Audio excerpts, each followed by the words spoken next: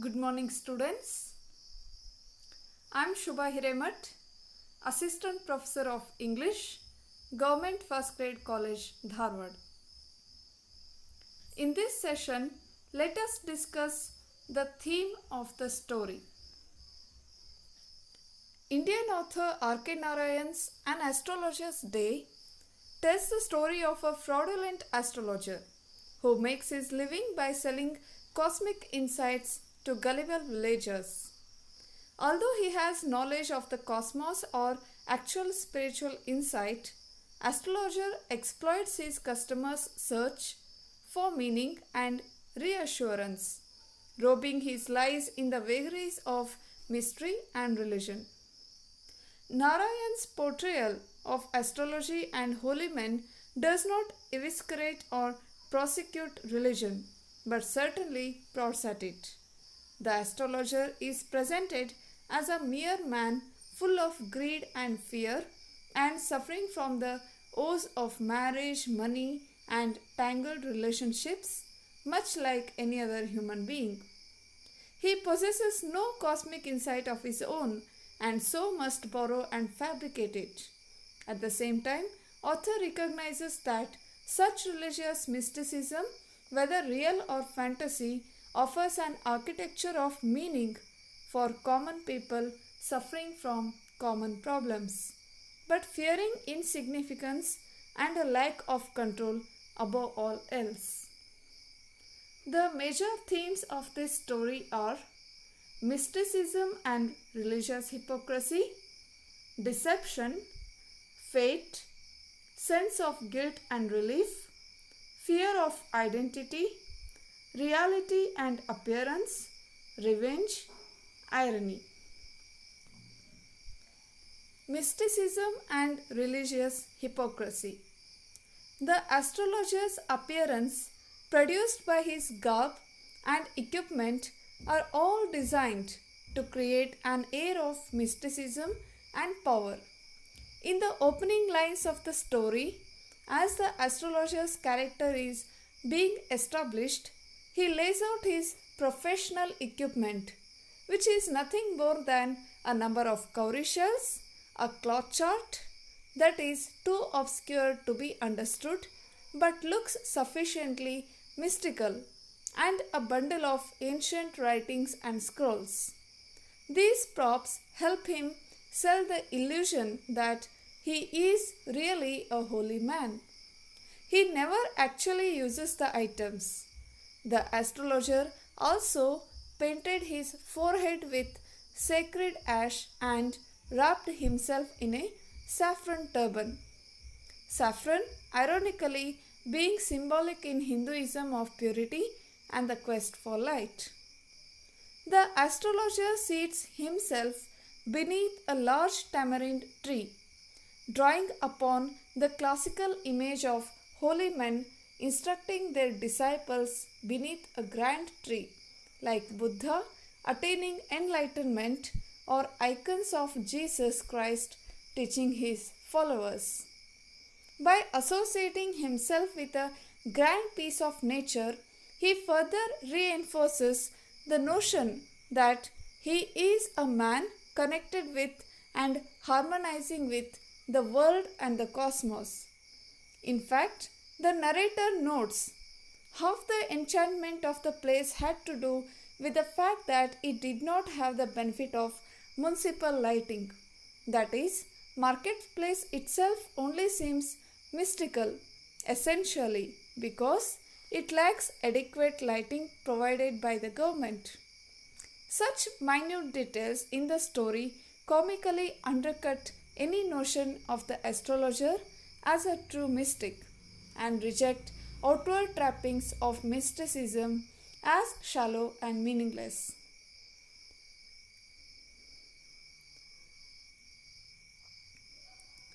When we read the story, almost till the end of the story, even readers are under the impression that he really knows astrology. For example, the day when this story occurred, the customer, who was Guru Nayak, was searching for a person and he was satisfied with the answers given by the astrologer. So that makes readers really confused. Does this astrologer really knows, or whether he knows astrology very well? His keen insight and religious vocabulary thus masks the fact that he has no cosmic wisdom. The astrologer admits himself that he had never intended to become an astrologer and does not understand the stars or planets nor their astrological implication better than any other peasant. He wants to escape from a guilt and fear, and that is why he disguised himself into an astrologer. The other theme in the story is of deception. The major characters in the story are, one is astrologer and another one is Guru Nayak. This theme is shown in the story when the character traits of the astrologer are described. How this happens is through the way that astrologer pretends to be a credible, learned astrologer, which is why people come to him seeking answers. But he is not actually learned.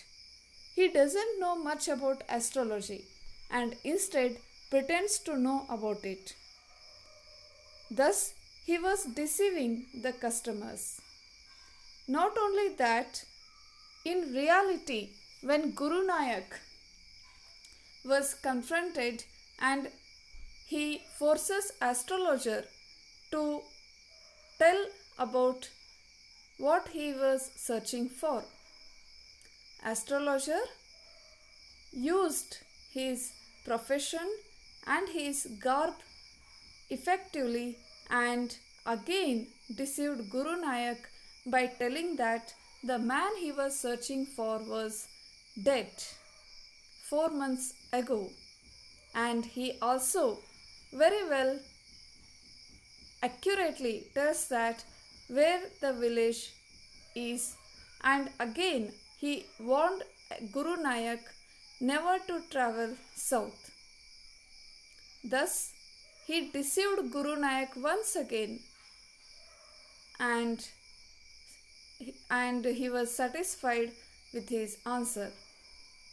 His deception has again allowed him to escape justice, thereby prohibiting him from living honestly or sincerely.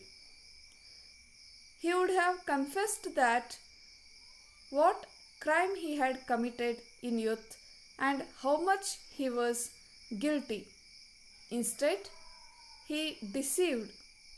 Thus, deception is the character trait of the astrologer. Irony. In almost all the novels and short stories of R.K. Narayan, irony is one of the important features. Humor and irony makes his works enjoyable. The theme of irony of life is discussed in a way that a character, Guru Nayak, comes to this astrologer seeking some answers. Those answers revolve around the question that who is the man who tried to kill him? Astrologer revealed the fact that once he was stabbed in chest and was left to die. But fortunately, a passerby had seen Guru Nayak and saved him. The irony lies in the fact that this astrologer is the very same man whom Guru Nayak is looking for. Astrologer called him by his name, that is Guru Nayak, and where his village is. Further, he warned him not to travel south, and the person he was looking for was died. He was crushed under a lorry. he had assaulted Guru Nanak, whom Astrologer thought he had killed. Thus, we come to know that why this person chose astrology profession and why he escaped from his village years back. Only at the end of the story the fact or the truth of astrologer is revealed. Fate. Here fate also play important role in saving the astrologer from Guru Nanak. When given the opportunity to face his victim and take responsibility for his crime, the astrologer dodges it. During his encounter with Guru Nanak, never does astrologer even consider the possibility of confessing. Guru Nanak didn't recognize this person because he was disguised under the role of astrologer. Fate presents him with the opportunity to embrace the truth, to set aside his false identity and deceptions. Instead, astrologer uses his guise as an omniscient figure to cast another lie, convincing Guru Nanak that his attacker was killed months before. Maybe the astrologer had forgotten his past and he tried to repent. He was repenting for his crime. That is why he said that the actual person whom Guru Nanak was looking for was died months ago. With this in mind, astrologer's fear during his meeting with Guru Nanak may be as much an existential fear of facing himself as it is a simple fear for his own life. It is a mere fate that saved astrologer from Guru Nanak. Fear of identity. The astrologer is not truly an astrologer but merely a man masquerading as one. He has taken on a new fabricated identity to escape the just consequences of his attempt at murder. When we read the story, we understand that in all the professions, why he chose the profession of astrology without having any knowledge of it. It is easier for the astrologer to hide his identity because he applied vermilion on his forehead and a saffron turban and all the kind of garb he used, so it helps him to hide his identity. He wanted to become incognito because he had committed a crime and he wanted to escape from that, escape from justice. He wanted to save his life, and this was again we find identity crisis in the character of astrologer. Out of fear for his life and guilt over what he has done, astrologer has buried his true self in the robe of religious mysticism, to such an extent that Narayan never even gives him a name, referring to him exclusively as the astrologer. This not giving name is again a kind of hint for readers that he wants to hide his identity.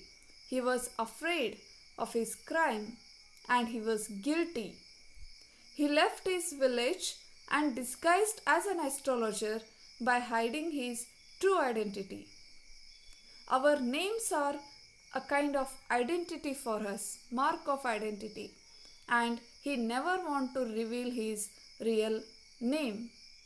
That is very skillfully used by the author. He was always burdened by the guilt of killing a man, and though he had escaped from this crime, he confessed to his wife that on that day he was relieved from the guilt of killing a man. The man he thought dead was very well alive. He was actually alive. So this made Astrologer relieved from the burden which the guilt which he was suffering since he left the village. Revenge is another central theme in the story. Here Guru Nayak is the character who wanted to take revenge. In youthful days, the astrologer was into bad company with Guru Nayak. They drank, gambled, and quarreled badly. While fighting, he stabbed Guru Nayak and threw him into well. Guru Nayak must be dead, but he was rescued by a passerby, and since then Guru Nayak took an oath to take revenge on the culprit. Astrologer committed crime, and to escape from justice he ran away from the village far away, and he took this profession of astrology. This was the background of the story, and on the day the story begins, again Guru Nayak appeared. He confronted the astrologer and he was searching for the answer. Fortunately, he didn't recognize astrologer, who is the person he want to take revenge. Guru Nayak, unfortunately, unable to take revenge because astrologer deceived him by telling a lie that the person he was searching was died and he was crushed under lorry.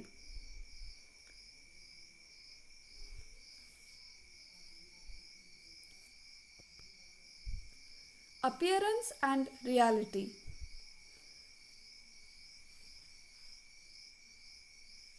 The protagonist of the story was actually a hypocrite and anti-hero.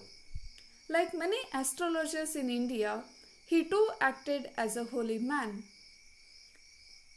R.K. Narayan beautifully portrays the character of this astrologer who really works hard, and with the psychology, that is with keen observation, he was able to understand the problems of people and he tried to give them proper advice.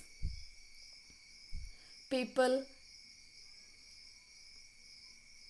believed that he really learnt astrology, and with this he earned money by cheating customers. Actually, this astrologer in reality was a criminal. In his youth, he attempted to murder Guru Nayak in the past and escaped from that crime, disguised himself as an astrologer. It also helped him to know that Guru Nayak being alive, searching for the culprit, and again he succeeded in making him believe that the culprit had already died. Thus, the appearance of astrologer and his real identity are revealed in the story, and the story is a kind of enlightenment for the readers not to be cheated like such astrologers. There is a truth in what Narayan tries to give a message through this story. Thus, the story is well known and quite interesting, like other stories of R.K. Narayan, mainly because of the irony and surprise ending. The story arouses curiosity as something might have taken place at the specific day in life that can be a turning point of someone's life. The title creates interest among readers about the profession of astrologer and his past. His fabricated identity also hides him from his own guilt for the blood he has shed. Although narration is written in the third person, it is reflective of the astrologer's state of mind. With this, I will conclude my lecture on the theme of the story. Thank you.